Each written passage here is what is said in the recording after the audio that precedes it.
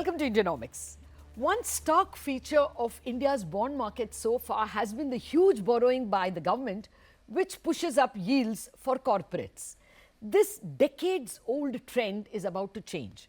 For the first time, demand for bonds is rising because of an over 20% annual growth in insurance and pension fund kitties, as well as demand from foreign investors because of index inclusion, and banks who are faced with the LCR requirements.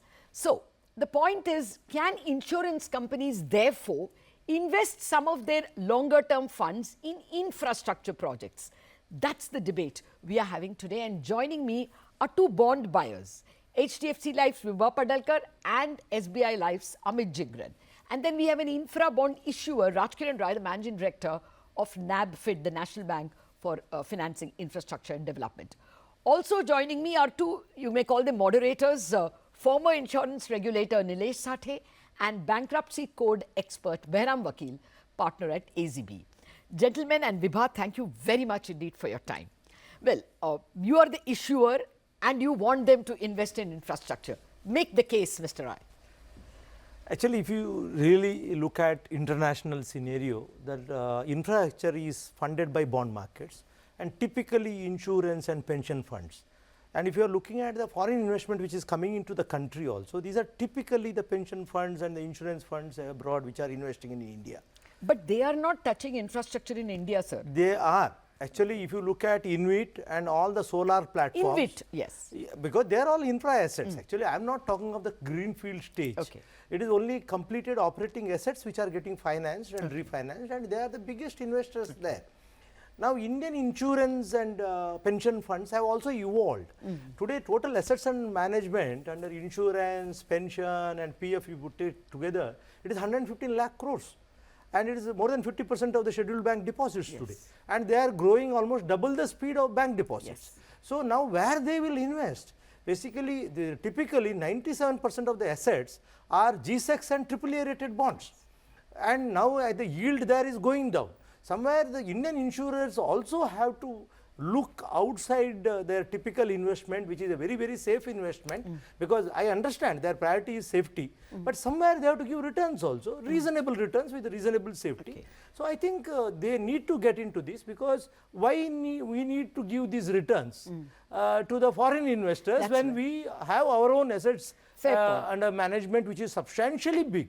So, why I say this is domestically the kind of long-term resources is very much available in India. We used to look outside earlier. Now it is available in India. So much of it is more than bank deposits. Like every year, the incremental money is more than bank deposits. The point is taken. Let me get Jhingran and Vibha into the conversation. Mr. Jhingran, will insurance continue to grow at this pace? I mean, the first 4 months is 35%. Will your kitty grow that well? So, the kind of Indian demographics and the kind of social changes that are happening, the insurance and pension money both are slated to grow in future at much more better place. So, having said so, we are, as Mr. Rajkiran Rai quoted also, the growth will come from these two sectors, and the investment, of course, insurance being totally risk averse. That is one point we have to keep in mind. Wherever we invest, we have to be very sure that the money comes back. So, IRDAI has also permitted around minimum 15% of infrastructure funding, and insurance industry as a whole is 9% plus. So, yes, the growth will come, and we will also invest as the world over trend is. Of that 15% that IRDAI has permitted, I think 9.5% only has been allocated. This is Mr. Rai's figures. So, you all still have a headroom. You all are refusing to touch InvITs to the same extent, or infrastructure to the same extent. We are not refusing to touch. I will say that we are investing, but the proper security in the market should also be there. Fair point. That is the point both I think Mr. Rai and I are trying to make. The amount of securities that will be available to you, Vibha, is going to reduce because the number of people buying bonds has increased. Banks, because of their HQLA, the high quality liabilities that they have to park, Already 27% of deposits is going there. With the new LCR, liquidity cover ratio, 30 rupees of every 100 rupee deposit will go for bonds. That means an additional 3-4 lakh crore demand is coming. Foreign funds, because of index inclusion, are going to buy 25 billion worth of bonds. Some of it has come in. So your what is now yielding you 6.9 10-year bond will very soon be 6.75. Even then you will only chase bonds? So let me just deconstruct your question. Yes, it is a fact that as fiscal prudence continues and government continues, and in all probability they will, the level of borrowings is also going to go down. So if you were to look at last year, given the where we were, it was about 15 trillion rupees of borrowing. Of the 15 trillion, from memory, about 50%, about 30 to 40% was above 15 years, which is what is attractive to Amit and me.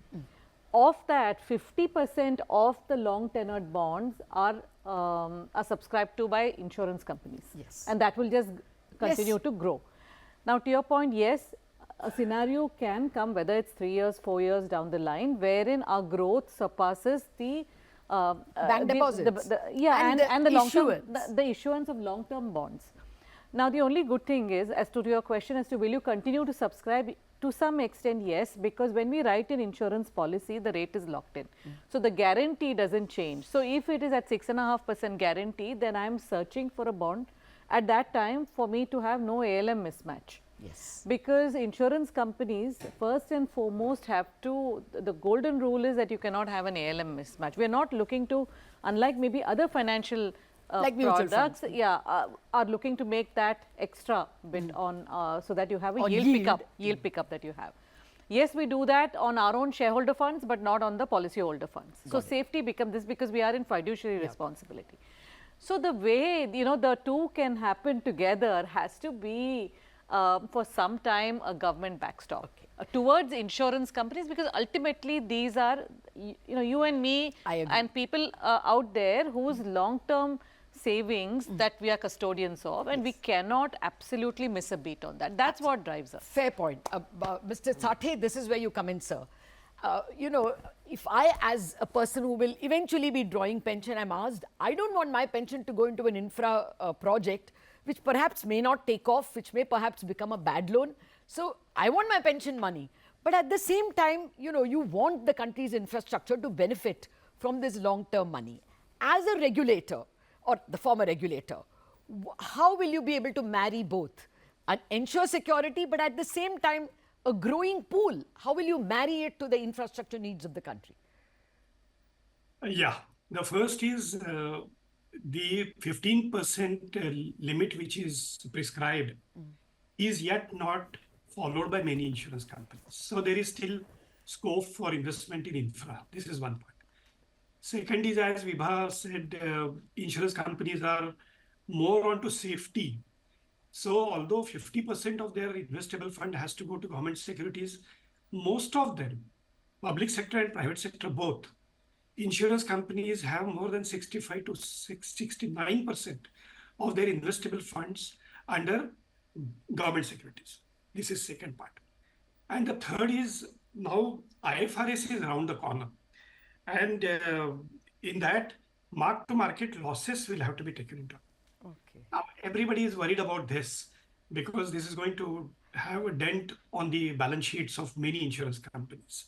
So they probably may not venture into any sort of new investment avenues unless IFRS stabilizes. This is what is my view. Okay. Let me get Bahram also into the picture, because in a way, Bahram, I hold IBC the culprit. We had a hope that if IBC worked very well, then people, people who are custodians of pension funds will be willing to invest in infra. But IBC has not lived up to the promise. It's taking forever to resolve bad loans, and recovery is like next to nothing. It is almost bankruptcy value that you're getting for recoveries, except in perhaps two steel companies. So do you think there is any hope that the bankruptcy law will become a little better? Or at least a carve-out can be given to insurance investors?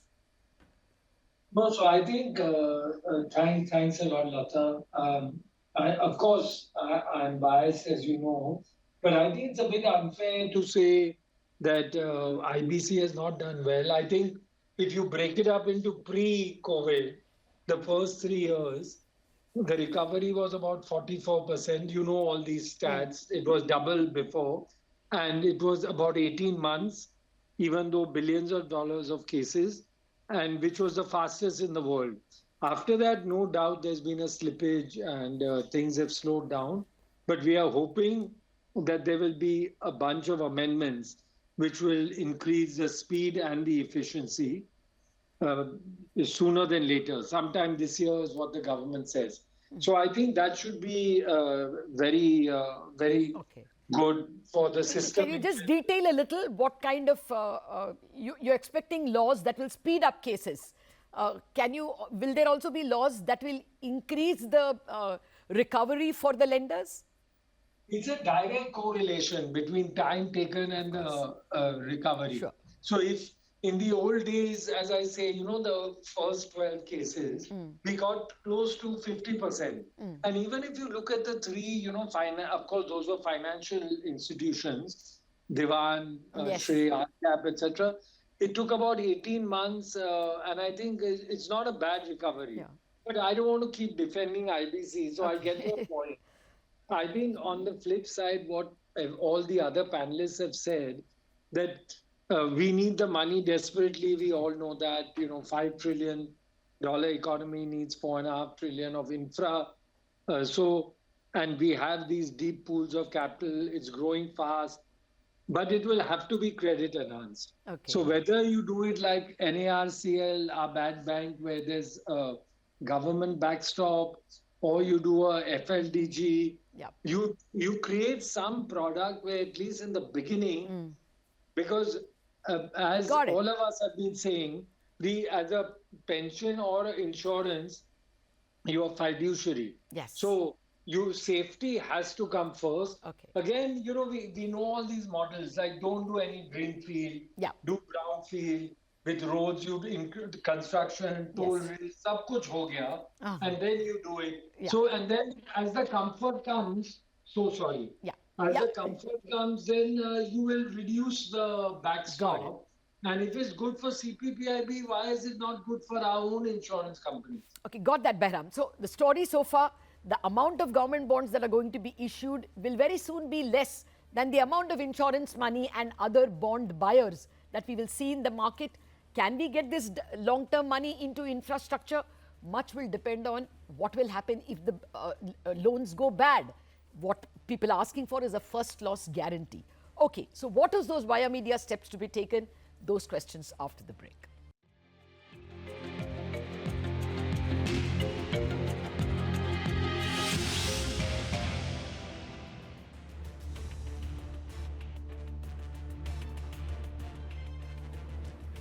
Welcome back to this very special edition of Indianomics, where we are wondering whether this growing kitty of long-term savings in India via insurance and pension can be used to fund long-term needs of infrastructure. At the moment, of course, the insurers, Vibha and Amit, who are with us from HDFC Life and SBI Life, are worrying that they want safe assets. We have also been speaking with Mr. Rajkiran, the head of NaBFID, which is funding infrastructure, and with Mr. Nilesh Sathe, a former insurance regulator, and AZB's Bahram Vakil, who is the IBC expert. Gentlemen, and Vibha, thank you for your patience. Okay, let me start with Mr. Sathe. Mr. Sathe, what kind of protection will you want in the form of first loss guarantee or credit enhancement that will allow you to increase this 15% that insurers are anyway allowed to invest in corporate bonds? No, as it is, safety first is the principle of insurance companies. So whatever guarantees can be given, they are all welcome, no doubt about it. But increasing it beyond 15% probably may take time, because even that 15% is not achieved by insurance companies as of now. Okay. And between 9 and 15, still there is much gap. Okay. So if good corporate bonds yielding good return are available. Secondly, if government borrowing really goes down, especially for long term, because insurance companies are not interested in 5-year and 10-year GSEC. Paper. They are more interested in 15, 20, 25 or even more 10-year GSECs. So if similar options are available in corporate bonds with may not be same guarantee, but almost equal guarantee and higher return, why a fund manager will not Yeah. invest? But what is your minimum? You all want it to be AA plus? Is that IRDAI's requirement? No. Actually, what IRDAI has specified that it is the board approved policy which has to decide whether it should be A, AA or AAA or whatever it is. Okay. And again, suppose it falls below that benchmark, then it's not to be sold off. It will be categorized as unapproved investment in the balance sheet. Okay. So, Vibha, what kind of a structure will make you comfortable? Would first loss guarantee suffice? I think so. I think if we don't lose the capital and we have reasonable certainty that if the underlying cash flows on the basis of which these bonds have been issued, if say there is a state government, a particular state government that the roads being laid and then nobody pays the tolls and just say we don't believe in all this. Or there's some morcha and so on, and the whole project goes here. Right? Then it's when the underlying cash flows are under threat, then the government does step in. Maybe not very dissimilar to a Freddie Mac, Fannie Mae, that kind of a thing, right? That is the structure you want. That's the structure I want, and that will give us a lot of comfort. At least today we have invested as of recently close to 400 crores in NaBFID. But that could become 4,000 crores very easily. Okay. If a little bit of backstop is there to say hum hain. Don't worry about it. It's a win-win then. Okay. Okay. Amit, would you want to add to this? What is that one sweetener you want? So, I will say that spread is also a thing which we should consider. If the spread is only 20 bips over government security, then of course I will not be interested. Okay. That doesn't But reward the our spread risk. also is because there are too many of you chasing the bonds, isn't it? Not exactly. It depends on the market cycles also. Sometimes it goes as high as 70 bips also. And the second is the exit route. There is no liquidity for most of these corporate bonds in the market. That is also one important factor. Okay. Mr. So just Rai, to comment very quickly there, I think exactly what Amit is saying. So until there are enough government bonds, we will prefer government bonds. That, because the spread is not. That's the decision-making tree. If we are falling short of it down the line, few years down the line, which is likely to fall, then we will see whether it's worth our while taking this risk if the government doesn't step in. Then the products that we sell that require this will take a beating if we don't have enough confidence that we are going to get the money back to pay the policyholders. Fair enough. This is the first constituency which wants a higher government deficit, fiscal deficit. No, not exactly. Not really. Okay, Mr. Rai, what can you offer?